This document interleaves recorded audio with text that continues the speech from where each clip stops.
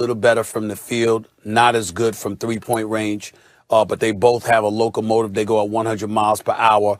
And that mentality that Russell Westbrook has, that dog in him where he is fiery all the time, going 100 miles per hour, backs down to no one. Not that John Wall isn't like that either, because he is to a degree, just not as demonstrative with it as Russell Westbrook is. I'm here to tell you right now, Chocolate City, the people that I know, I got a lot of loved ones there, they are going to love Russell Westbrook's attitude being in the Verizon Center. I'm here to tell you that right now. It's going to be something special with him and Bradley Beal, because unlike James Harden, who dribbles a lot before he wreaks havoc, Bradley Beal doesn't need to dribble that much in order to be the marksman that he is. And this is a brother that just finished averaging 30 for the season. Because I love me some Bradley Beal, even though some people that I know who will remain nameless ain't that high on him. They know who they are. But in the end, I am. And I'm telling you right now, I think it's a plus for them. But for me, the reason why it's also a plus is because even though I believe in John Wall and I know he can ball, I just don't see how this keeps James Harden wanting to stay in Houston, which is why I'm at a loss as to why Houston would do this deal, other than the fact that they tried to get rid of Russ. And, according to sources, a lot of folks they didn't want Russ because Russ can be fiery and very strong-willed and strong-headed. And because of that, basketball operations, folks may not have wanted to deal with him. So the Houston Rockets might have felt they got the best deal they could. I just don't see how this helps them more than, the skill set. Russell Westbrook and James Harden didn't want to play together, Max. We all know that. But I don't see how John Wall, who's very similar to Russell Westbrook, helps James Harden want to stay in Houston. That's my only reticence about this for Houston. Well, clearly the Wizards won this deal. And you want to know how the teams without GMs like Daryl Morey live? Like this.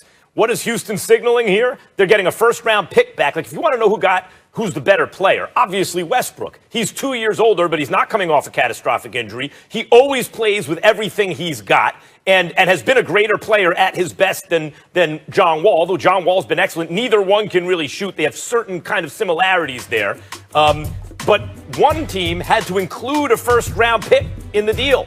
And that team was Washington. Houston gets a first-round pick. So what are they really signaling with this? Because keeping James Harden, that's done. That ship has sailed. Harden's out of there. Everyone knows he's going to be traded. So really what Houston is signaling here, what Fertitta is signaling, I think, is, look, we're not going to try and win a championship next 3 years.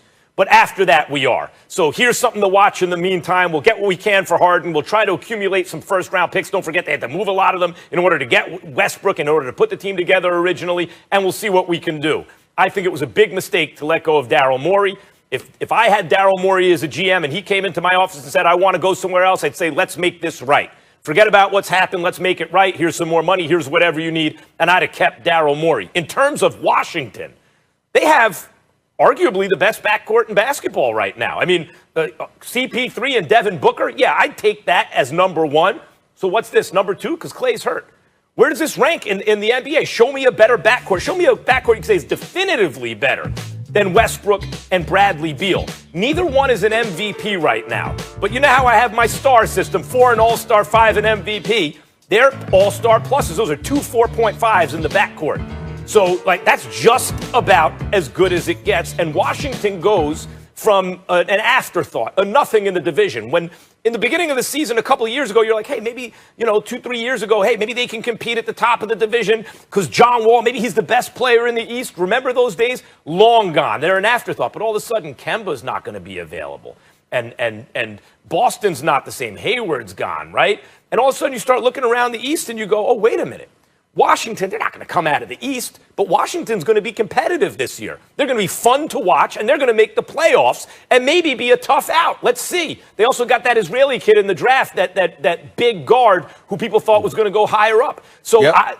In terms of where Washington is, they just improved. I think they improved. I don't think there's any question about it, but I think that to pinpoint and really lock down on Russell Westbrook, let's be very, very clear. First of all, let's give him credit where credit is due, because there was a lot of false reporting out there. You know, him and James Harden don't get along. That couldn't be more false.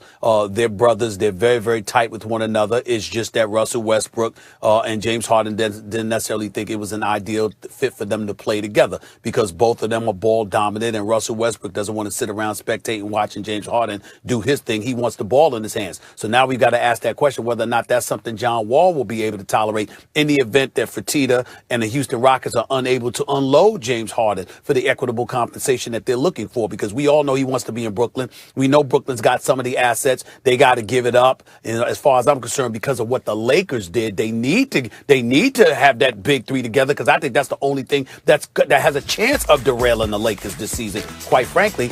But when we get back to Russell Westbrook, we have to understand where he is in his career. Russell Westbrook has been in the league for a long time. They went to the finals in 2012 with Scott Brooks as his coach, who's now the coach for the Washington Wizards. So that speaks a lot as well, because obviously he feels he can coach Russell Westbrook. Russell Westbrook is extremely strong-willed.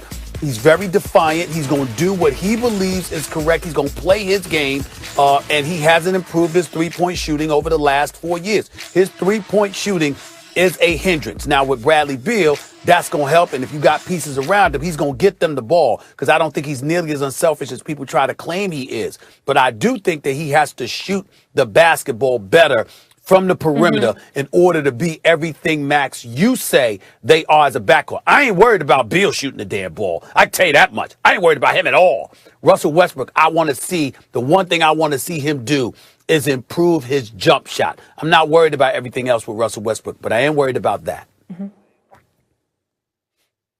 All right, fair enough. We'll leave it there. You guys might find this interesting. Odds makers actually think the Rockets are better after this trade, because they think they have a better shot of keeping Harden now. We will leave it on that note. I got some more news for you, and my ears really perked up when I heard this quote. So coming up here on First Take, Giannis says he would be cool playing on a super team, but under one important condition. We'll tell you what it is. Stephen A., I don't think you'll like it.